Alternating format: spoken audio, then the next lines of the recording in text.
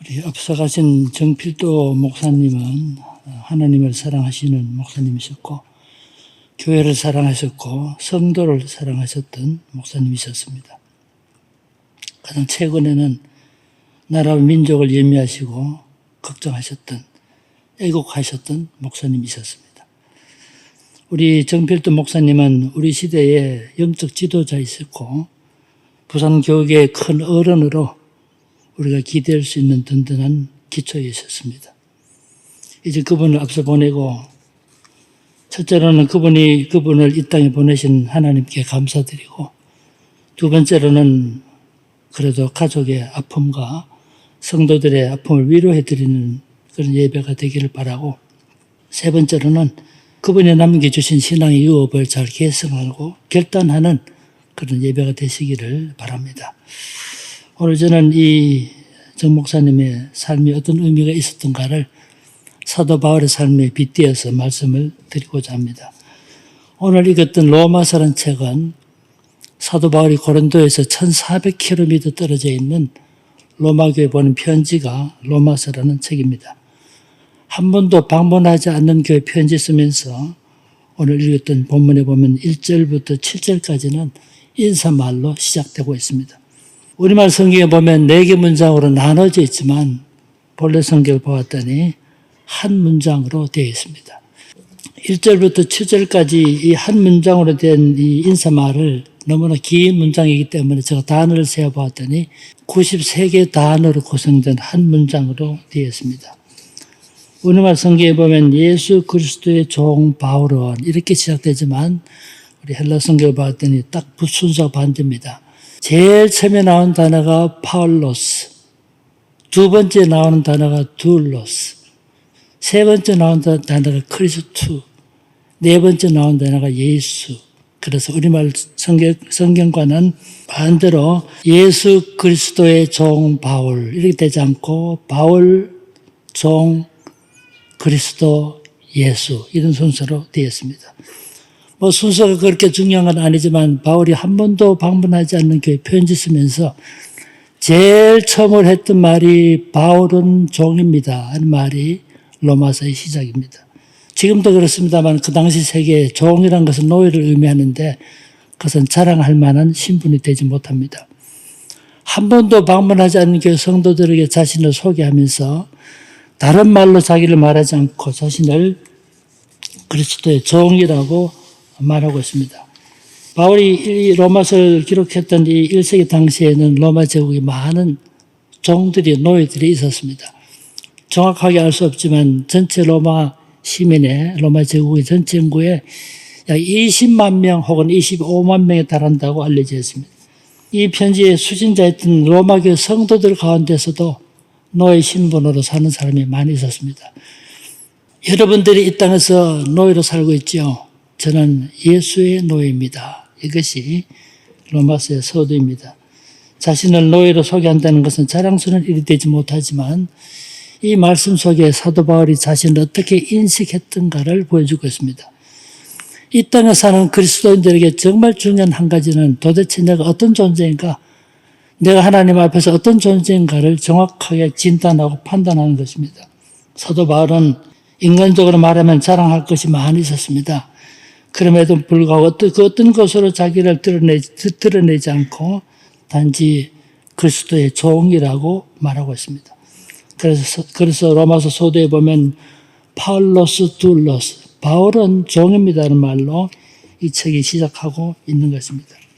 종이란 말은 노예라는 말인데 이 말의 의미가 무엇인가를 당시 사람들은 잘 알아들을 수가 있었습니다. 노예 신분의 사람이 많았기 때문이기도 하지만 그 노예 신분이 어떤 신분의 사람인지를 알고 있었기 때문입니다. 당시 노예는 인간이 아니라 일종의 물건이었습니다. 로마 제국의 법적으로 말할 때 노예는 인간이 아니라 물건이었습니다. 일종의 소모품이었습니다. 아무것도 주장할 수 없는 신분이었습니다. 종의 덕목은 즉각적인 순종뿐이었습니다. 주인이 가라 하면 가고 서라 하면 서고 앉으라 하면 앉고 자기 의지대로 살지 못하고 주인의 뜻을 따라 순종하는 것이 종의 존재였습니다. 여기서 한 가지 더 중요한 것은 바울이 그냥 자신을 종이라고 말하지 않고 예수 그리스도의 종이라고 말하고 있습니다. 우리가 종된 삶을 살아야 한다고 말할 때 더 중요한 것은 누구를 위한 종이 되며 무엇을 위한 종으로 사는가에 있는 것입니다. 세욕에 찌들려서 물질의 종이 되어 사는 사람이 얼마나 많습니까? 권력에 눈이 멀어 헛된 꿈을 가지고 비굴하게 사는 사람 얼마나 많습니까? 부질없는 명예에 취심해서 헛된 꿈을 가지고 사는 사람 얼마나 많습니까? 그런데 오늘 본문에 보면 바울은 자신을 그리스도 예수의 종이라고 말하고 있는 것입니다. 바울은 바로 그런 삶을 살았고 그리스도의 종된 것을 자랑으로 여겼던 것입니다. 그래서 그는 에베소서 6장 20절의 말씀처럼 사실의 메인 사신이 되기까지 했던 것입니다. 우리 바울이 그렇게 살았던 것처럼 우리 고 정필도 목사님은 일생 동안 그리스도의 종으로 사신 분입니다. 자신을 그리스도의 종으로 여기시고 일생 동안 종된 삶을 사시는 본을 보이셨습니다. 군에서 군목으로 전역하신 후에 어디든지 부르는 곳에 먼저 가겠다고 결단하셨다고 합니다. 큰 교회든 작은 교회든 먼저 오라는 곳으로 가겠다고 결단하셨습니다. 종이 무슨 권세를 가지고 무슨 권리를 가지고 자기의 주장을 하겠습니까? 실제로 많은 분들이 큰 교회로 가기를 원하고 안정된 교회로 가서 대우받기를 원하는 것이 모든 사람이 갖고 있는 똑같은 생각입니다. 그럼에도 불구하고 우리 정필도 목사님은 어디든지 오라는 곳으로 가겠다고 결단하셨고 그래서 부산으로 오셔서 부산에서 개척교회를 시작하게 되신 것입니다.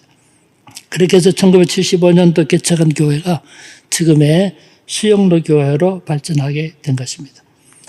오늘 본문에서 사도 바울이 자신을 어떻게 인식했던가를 말씀드렸는데 두 번째로 사도 바울은 자신을 전도자로 인식했습니다. 여러분 1장 1절 한번 보십시오. 1장 1절에 보면 사도로 부르심을 받아 하나님의 복음을 위하여 택정함을 입었다라고 말씀합니다. 사도로 말은 보내심을 받은 사람이란 뜻입니다. 택정함을 입었다는 말은 따로 세워졌다는 뜻인데 이것은 구분되었다는 뜻입니다. 수동태로 되어 있기 때문에 내가 그렇게 했다는 뜻이 아니라 하나님께서 자신을 따로 세워서 전도자로 불러주셨다는 사실입니다. 1장 5절에 보면 은혜와 사도의 직분을 받았다라고 말하고 있습니다. 바울은 복음 전도자로 구별되고 선택되었다는 것을 말하고 있는 것입니다. 바울에게 있어서 복음을 전하는 복음 전도자로 부름받았다는 자기 확신을 드러내고 있는 것입니다. 도대체 내가 어떤 존재입니까? 바울은 복음 전도자로 부름받았다는 사실을 말하고 있는 것입니다. 잘 아시는 바처럼 복음이란 말은 좋다는 뜻을 가진 유란 말과 안겔로스라고 하는 소식 혹은 전령이라는 뜻을 가진 이 안겔로스는 단어가 합성된 것으로서 기쁜 소식이라는 뜻입니다. 이 말이 나중에 영어로는 가스펠이라는 말로 불리게 되었습니다만은 우리를 구원하시는 하나님의 능력, 그 십자가와 부활을 증거할 자로 부름받았다는 사실을 피력하고 있는 것입니다. 2절 이하에 보면 복음을 설명하고 있습니다. 2절에서는 복음은 메시아에 대한 소식인데 구약에서 이미 예언되었다는 사실을 말하고 나서 3절에 보면 육신으로는 다윗의 혈통에서 나셨고 하시면서 육적인 계통을 설명하셨고 4절에서는 영적으로는 십자가와 부활로 드러나신 예수 그리스도라고 말하고 있습니다. 바울은 이 복음 전도자로 일생을 사셨습니다. 안디옥을 거점으로 하는 그의 전도 사역은 아시는 바처럼 1차, 2차, 3차 전도 여행을 통해서 그 당시 세계로 확산되어 갔습니다. 그래서 기독교 복음은 소아시아에서 빌립보로 가면서 이제 구라파로 전파되기 시작했고 베레와 아테네를 거쳐서 고린도로 그리고 로마까지 전파된 것입니다. 그리고 지금의 프랑스 땅인 고을로 그 다음에 스페인으로 확산됩니다. 밑으로는 알렉산드리아를 거쳐서 북아프리카 카타고까지 북아프리카로 전파됩니다. 로마서 15장 19절에 보면 바울은 예루살렘으로부터 두루 향하여 일루리곤까지 그리스도의 복음을 편만하게 전했다라고 말하고 있는데 바로 이 일루리곤이라는 말은 바울이 전도한 지역에서 가장 서쪽에 있는 지역인데 마게도니아 북쪽에 있는 아드리아 바다 동쪽에 있는 도시인데 지금만 말하면 유고슬라비아에 해당합니다. 성경에서는 이곳을 달마디아라고 표현하고 있습니다. 베드로전서 5장 13절에 보면 바벨론에 있는 교회도 무난한다라고 말하고 있는데 바벨론은 지금의 이란과 이라크 지역을 말하는 것이니까 그 당시 모든 세계로 기독교가 전파되었고 이 일에 큰 역할을 했던 사람이 바로 사도 바울이었습니다. 그러니까 바울의 광범위한 전도 여행을 알 수가 있습니다. 바울이 전도 여행하고 다녔던 모든 거리를 다 계산해 보니까 약 2만 킬로미터에 해당합니다.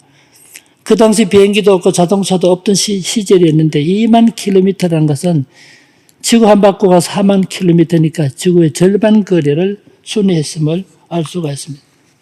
역사적으로 살펴볼 때 그 이전이나 그 이후나 바울 이전이나 그 이후 오늘에 이르기까지도 바울만큼 먼 거리를 다니면서 전도한 사람이 많지 않습니다.